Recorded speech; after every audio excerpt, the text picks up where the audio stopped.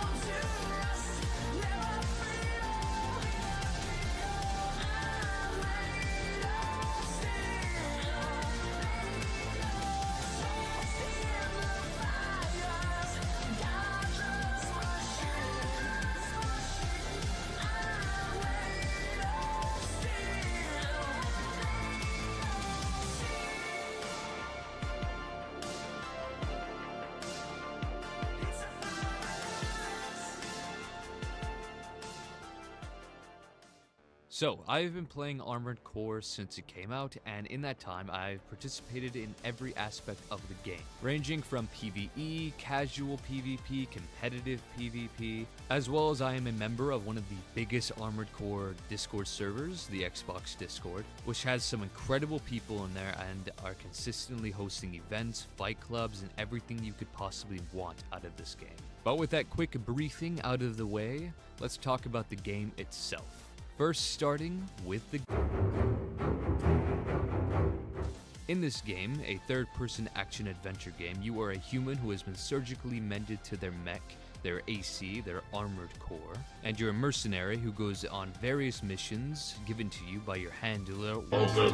And these missions usually consist of going around destroying militaristic mechs as well as other enemy ACs. And as you progress through the story, you'll come across other characters that belong to other organizations. And these different organizations can actually give you more missions. Sometimes two organizations give you the same mission with two different outcomes, one in favor over the other. And your incentive to choose whether or not you go with one side or the other is usually the reward they present to you. Now, for how the game actually feels, first let's go over the movement.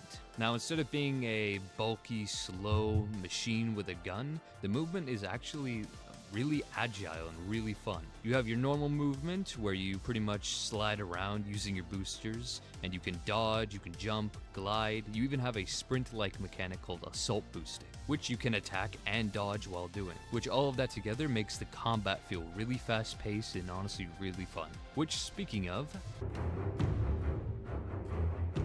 in combat, you can lock onto an opponent and then either shoot them, melee them, or go in even for a kick. I think this combat format is really cool because of the way it allows you just to lock onto your opponents, so you don't really have to focus on too much of looking around a lot, make sure you hit your shots, you just lock on, get close, and then use your weaponry to the best of your abilities and really get into the combat feel, the playstyle, the movement. It's all really fun, and it kind of allows anyone to get into this game and anyone to get good at this game. It's not very hard to get good at. Obviously, there are some nuances, and there is a learning curve, but it's really not hard to learn, and I honestly think you'll have a fun time doing so. Another thing that's fun to learn is...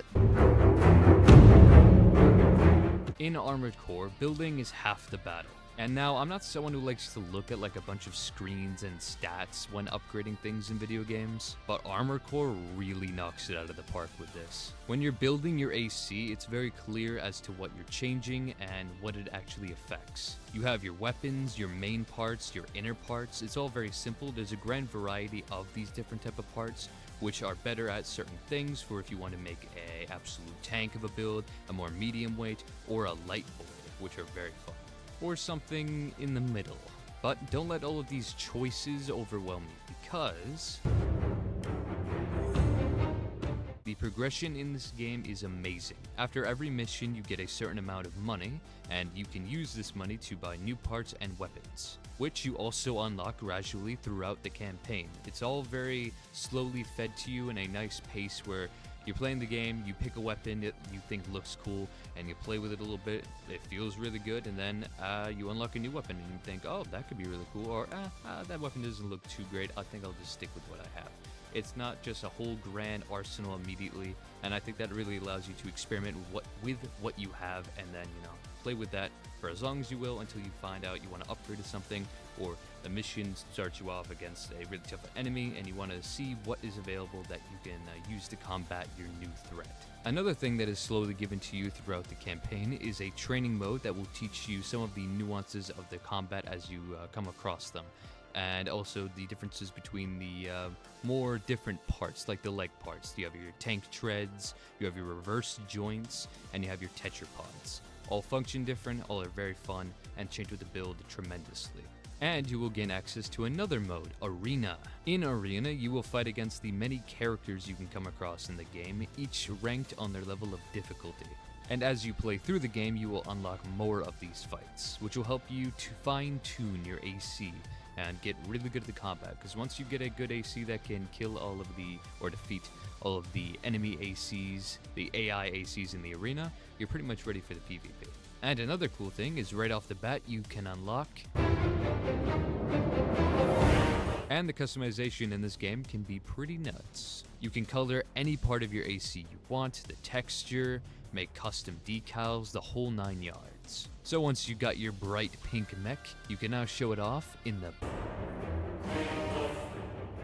the PvP combat works similar to the PvE combat with some minor differences, like the fact that you cannot heal in PvP, unlike in PvE where you have like 3 heals. And for the PvP experiences, you have custom 1v1s and 3v3s, as well as ranked 1v1s and 3v3s. The custom match lobbies are lobbies that are either going to be hosted by yourself or others you can go and find, and in there you can customize the time in the match, how many people you want to be let in, whether or not people are spectators, all the cool stuff, as well as change the map.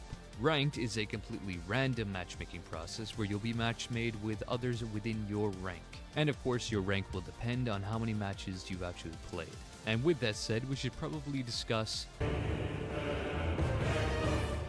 now, the downside of this game being, like I said, easy enough that anyone can get good at, meaning the main skill curve of this game is knowledge, and learning how to properly make and pilot your build, is that the current meta is a type of rock, paper, scissors format.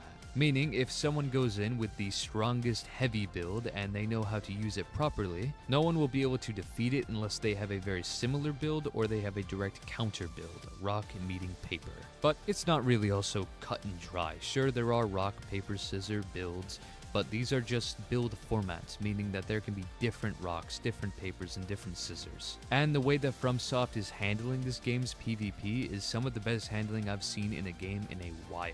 The frequent patches they have been putting out have been really good, and have been changing up the PvP in a really good way.